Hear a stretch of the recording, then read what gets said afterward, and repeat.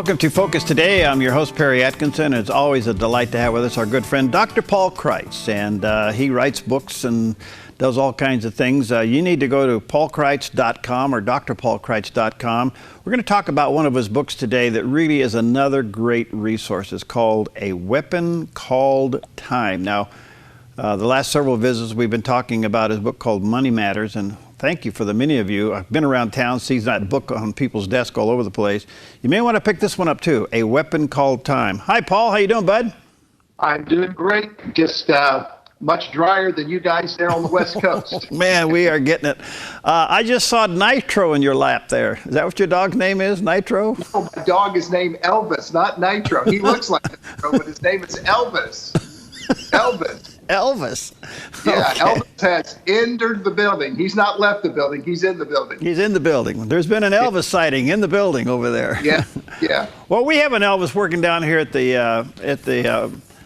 coffee shop. Yeah, it's a good name.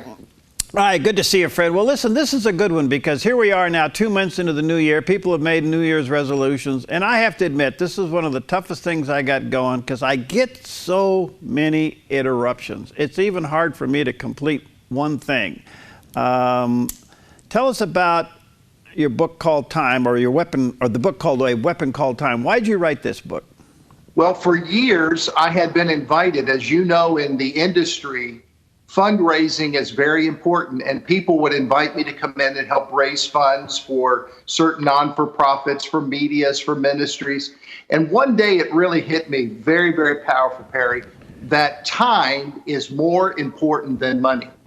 You can lose $10,000 this year, but if you work hard enough, you can get that $10,000 back and some more. But if you lose a month of your life, you'll never get it back, because unlike money, time cannot be saved. It has to be invested. And so you've got to get your focus flowing. And I always say where your focus goes, your money will flow, and you will decide what you're going to do with your time. Someone watching us today is saying, well, I can't seem to manage my time. Well, you're not called to manage your time, but here's the key. If you want the answer right here at the very beginning, if you want to be successful, you've got to set up a goal. And I wrote it in the book, A Weapon Called Time. I wrote it in the book so that you could learn the weapon of setting goals, the weapon of a routine, the weapon of creating right habits. All these things learn to mastering your time. But you're right about distractions. They can break your focus in a heartbeat. All right, there's a picture of it there on the screen called of the book, A Weapon Called Time by Dr. Paul Kreitz. Paul, they go to your website to get that? paulkreitz.com, paulkreitz.com. And in the United States, we pay the shipping. Well, God bless you for doing that. All right, give us some elements of it. Where does order come in? Well, order is the accurate arrangement of things. When God saw the earth was out of order, he sent his son to set the earth back into order. If you allow disorder, in fact, I heard someone say the other day, the first sign of insanity is learning how to live with disorder and loving it. Yeah. Oh, ouch. Well, you know, order is a blessing, because order can do for you, Perry, what creativity can't. Yeah. Henry Ford discovered that when he created the order of the assembly line. Great to create the car, but order is what mass manufactured it. And wherever there's a little disorder, it will take more and more of your time, and it'll grow. It's not content to have a corner. It's not content to have a closet. It will outgrow all that. And you've got to master order in your life. And order simply is the accurate arrangement of things. I defined that in the book, what order is. All right, so where there's disorder, is that because of a lack of goals or focus? Well, disorder comes from a lack of goals, because once you decide where you're going, your heart will find a way to get there. Once your mind makes up its track, your heart will find a path to get there as quickly as possible. I can come to Medford from here in Florida. I can ride a bike. It'll take me a while. I could drive a car.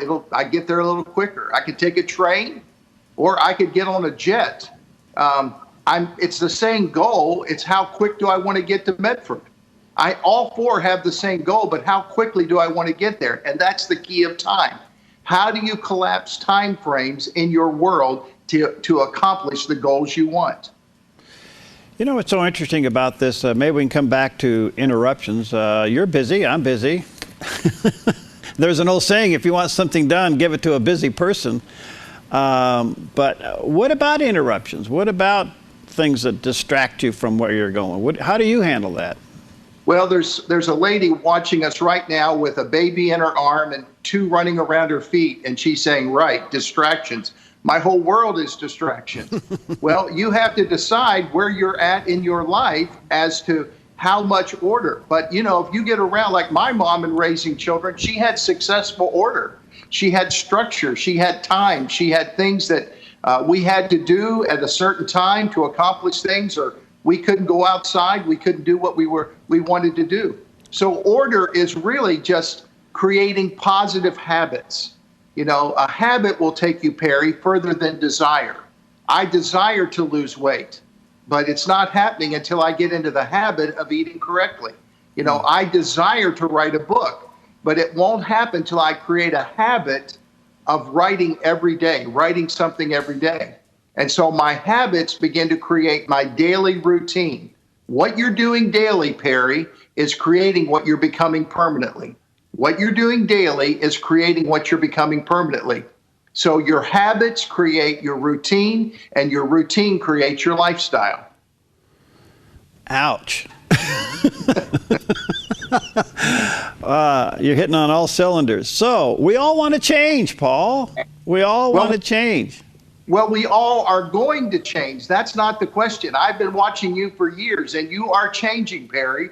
You are changing in front of my very eyes. It's not a question that we're not going to change. The question is, are we going to grow? Are we going to grow as a person? Are we going to be better, or are we going to be bitter?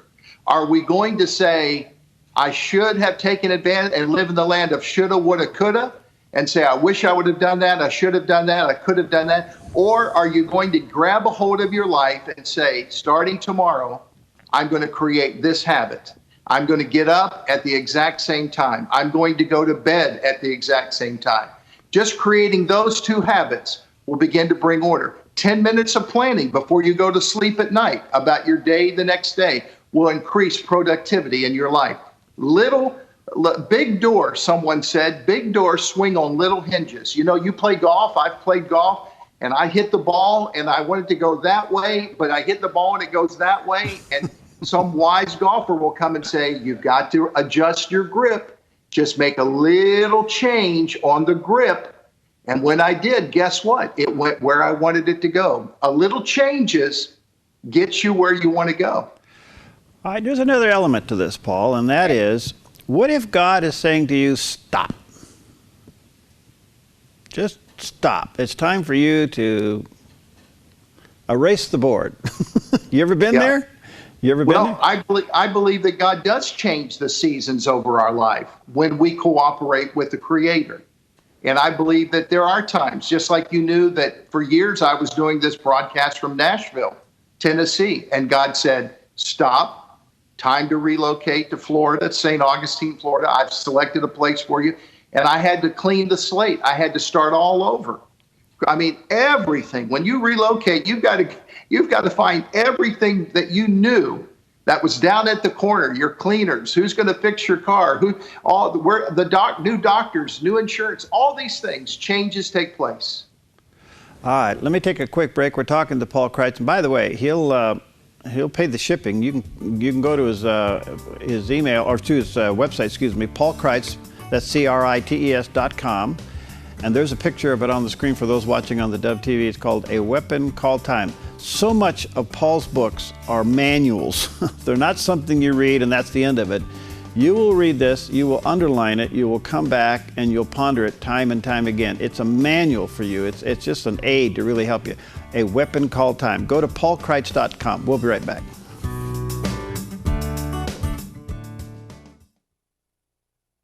I'm Paulina Leiser, producer of Focus Today. Thank you for watching this video, and make sure to check our other videos at theDove.us.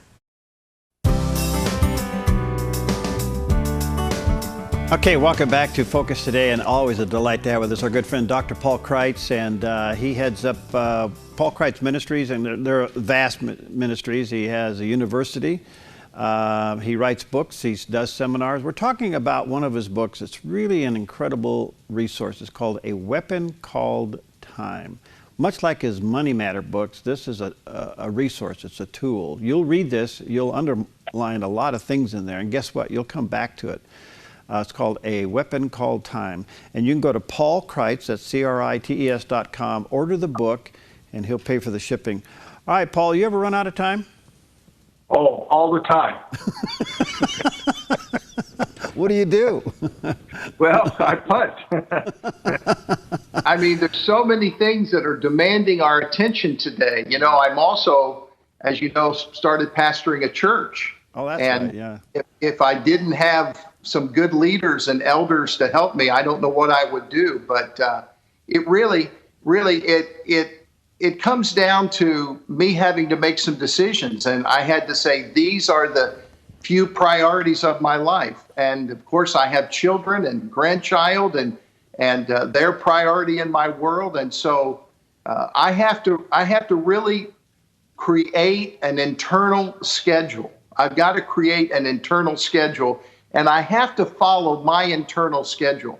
Someone's watching me and they said, well, I'm not a morning person. Well, that's okay. You still got to get up. You still got to be successful.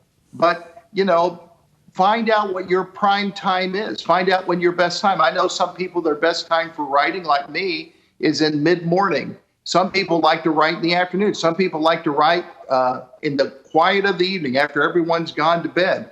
You need to find your prime time and find your focus. And if you tell me all the top TV shows that are on television, I'm telling you, you're not managing your time. If you have time to know what the best show is on this network or that network, you have 24 opportunities a day, 24 opportunities a day to fill in that box. Even if you fill in that box and say, I'm going to take a nap for 1 hour, if that's what you need to do to be successful, do that. You know, it's so interesting in this world full of distractions and where our attention span's getting shorter and shorter because of all the devices that we have and the instant information that we get. The first thing that gets cut out is our quiet time. I'm amazed of how many believers that I have worked with, counseled through the years, and you'll find out that they'll read maybe a scripture in 30 seconds. They'll pray on their way to work, all that. It seems like that God is just something that gets checked off on the daily schedule, and that time is getting reduced down to very, very little. How do we put that into focus? Well, if you only go to God in times of trouble, you're always going to be in trouble. If you only go to God in times of trouble, you're going to be going to God a lot because the purpose of prayer. I just taught this, Perry. The purpose of prayer is to know God and to hear his voice. And I tell everyone that a loud life cannot hear a quiet voice. Mm-hmm. A loud life cannot hear a quiet voice. Psalm 91 says to go into the secret place. That's what I call my room, my little secret place. I have a chair and a place to sit and to pray, and I've got books there that I read and the Bible and scriptures. But a lot of times I go with a blank legal pad just to hear from God, just to write things down. I want to hear God's voice before my atmosphere is stained by human reasoning. Well, I'll tell you something I've learned the hard way. And I'm in the media business, okay? So I'm involved in this a lot. But I've learned not to turn anything on until I've talked to God. I don't look at my phone. I don't open a computer flap. I don't open an email. I do nothing until I've had that moment. If not, it's amazing how an email can distract you. Oh, yeah. Oh, yeah. And see, distraction is a breaking of your focus. Whatever you look at the longest, Perry, becomes the strongest. So if you're focused in on a certain goal for your life, for your family, for your business, for your ministry, and a crisis hits you, it's a break of focus. And I'm launching some new programs tonight here in St. Augustine. And I got a call Sunday afternoon that my father's heart rate had gone down to 40. And I talked to my sister and said, what are we going to do? And this morning he went in and had a pacemaker put in, and he's done well. He's recovered. And I'm very, very happy. As my sister said, we're glad they found his heart. We weren't sure at times he had one. He was he was such a tough guy on us. But he's 88 years young. He had knee replacement. But that phone call, that little message I got began to play in the back of my mind. Do I jump on a plane? Do I head back home? And I had to pray and ask God, what do I do? And God said, just stay here, stay focused. It's going to be okay. And this morning, I'm here to report my dad's doing just fine. Well, praise the Lord. That's good. Yeah. All right. So what we're really talking about here, Paul, at the end of the day, if we're going to manage our time correctly, by the way, it's something that God gave all of us equal. Yeah. We all have the same amount of time. Is a lifestyle change, isn't it? Exactly. And how do you change your lifestyle? You change your lifestyle by changing your routine. If you keep doing what you've been doing, you're going to keep getting what you've been getting. You've heard that a million times. Yeah. We've all heard that, but we don't understand what we're doing is taking us toward our goal that we desire, or it's taking us toward our goal we dread. And so, can I just tell you, the way to change your lifestyle is to change your routine. What you're doing daily is determining what you're becoming permanently. How do I change my routine?